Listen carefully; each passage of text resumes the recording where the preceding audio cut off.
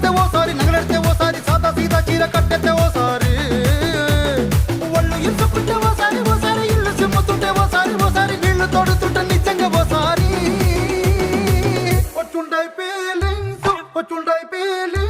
వచ్చి వచ్చి చంపేస్తుండే